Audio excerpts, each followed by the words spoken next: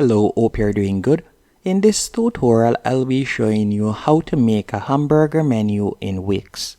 Once on your Wix editor page, I want you to go over to the top left hand corner and you're going to tap on the plus that says add elements.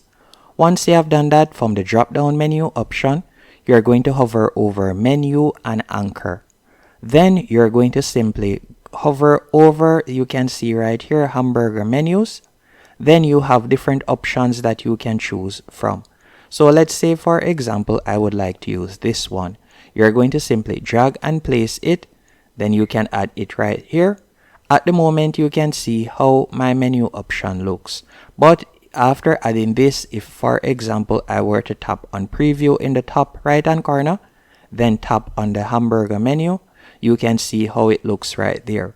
Now, after adding your hamburger menu, what I would recommend you do is you will simply select the current menu that is there.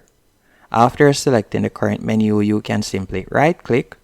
Then from here, you could quickly tap on delete. For example, if I were to tap on delete at the moment, you can see that it has been removed. And you can further edit the hamburger menu if you want by you tapping on design. From there, you can change the background color, the text color, and so on. And if you would like to do any other further editing, you can do that by tapping on settings right here. You could change the icon. You could also change the text and so on.